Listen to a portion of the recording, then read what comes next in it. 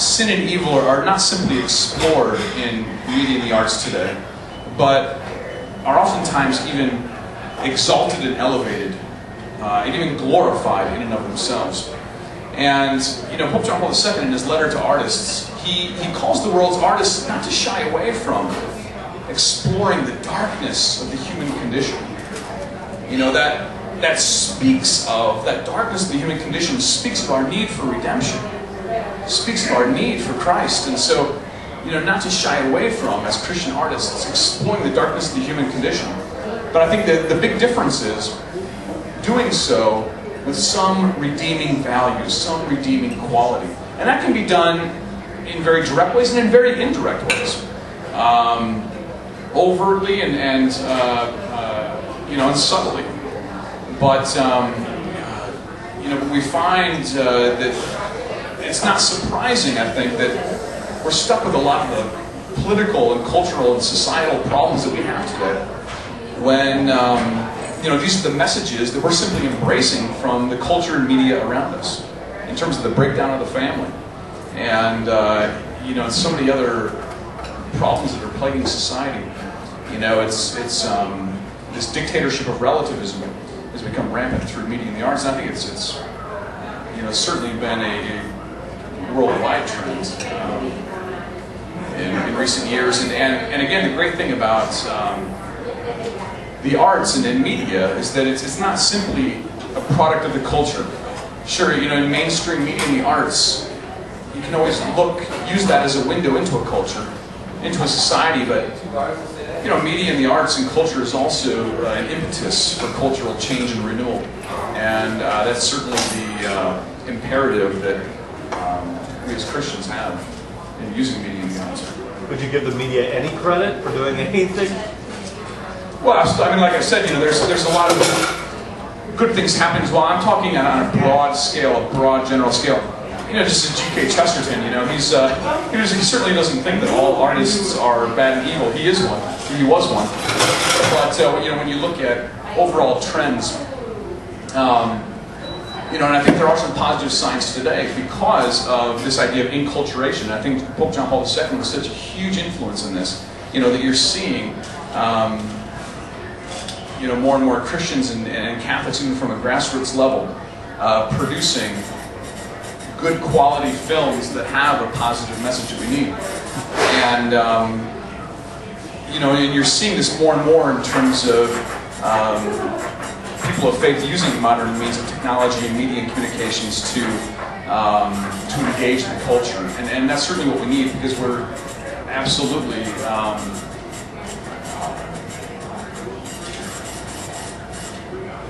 in the minority right now in terms of how we use pop culture and use it to you know, modern means of media in terms of engaging the culture with faith. And again, you know, I'm speaking from a perspective of a theater artist. You know, I do live drama, I do theater.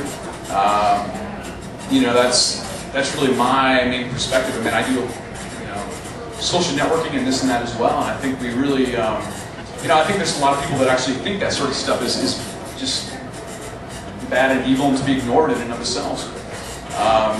You know, they see the evil that's rampant on the internet through pornography and this and that.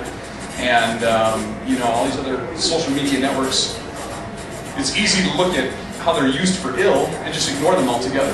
That's, you know, Pope John Paul II would say that's completely the wrong approach. You know, we should see the good and the potential for good that is in them and use them for that purpose.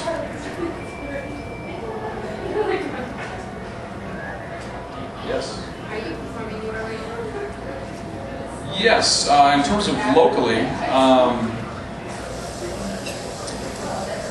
I can't think of off the top of my head. We're going to be taking off here soon for a couple-week tour out west in Arizona and California.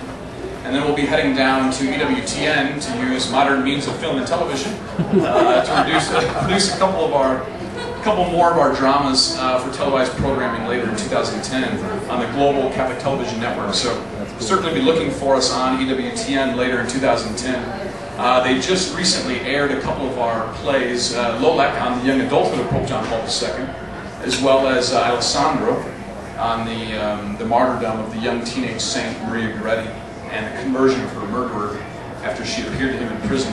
And they recently produced those two plays for televised programming, which aired earlier this fall and are now available on DVD. And they've had such a great response to it, they're bringing us down to record a couple more plays for televised programming. So certainly be looking for us on EWTN as well. And locally, just visit our website. I have a bunch of newsletters.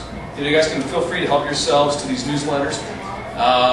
To learn a little bit more about what we're doing through live drama and now televised recordings of our performances. So please help yourselves to a newsletter. Anybody and everybody. Just believe so. As an artist, what has been the most challenging aspect of conveying truth, goodness, and beauty in a consistent manner in the work that you do? Yeah, that's a great question. What's the most challenging aspect of conveying truth, beauty, and goodness through what we do? Well, I think there's a great challenge just in live drama, a great challenge and a great opportunity, I think, in live drama in our culture today. In our culture, we're so saturated with the quick sound bites and instantaneous information in media, and we're kind of oversaturated in that sense as well. There's that problem of becoming oversaturated with our media as well, which is part of how we have to use it with ingenuity and creativity and imagination. But so I think first of all it's difficult through live drama in the sense of I think people are getting shorter and shorter attention spans. In the electronic media age that we live in. So there's that challenge that you're kind of up against. But also, it's also a great opportunity in that, a lot of the electronic media that we're so familiar with today is so depersonalized that when it comes to live drama, it's such a great opportunity, for people to have this personal connection. And we see that power and that impact. If you're using it properly and using it well, live drama, I think today can be such a powerful medium. Even more powerful, I think, sometimes oftentimes than television or film, things like that, because that live personal connection, you can't beat it. You really can't beat it, and that has such potential for power and impacting lives, and such an avenue for God's grace. And I think we just try to, through interesting and engaging true stories, that we try to portray, yet in an artistic and engaging way. You just try to draw the audience in and really educate them as well. There's such a, again, with the moral relativism being so rampant in our culture, there's a lot of education to be done in that respect, and I think it has much more power and potential, though, beyond a mere lecture that most people will turn their ears off to. But if you put it in the form of art and quality art, people can appreciate at least the artistic value of what you're doing, and hopefully will be open to receiving something of the message as well. And we've certainly found that. We have a wide variety of people and backgrounds and people that come to our performances, and we're seeing it having a real positive impact. So it's a blessing in that respect.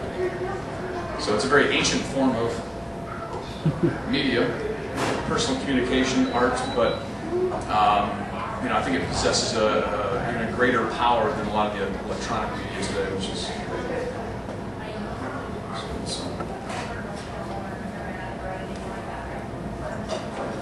Is there anything that artists can do today to use their craft to battle against the cynicism that exists in those who opine on culture? I was watching,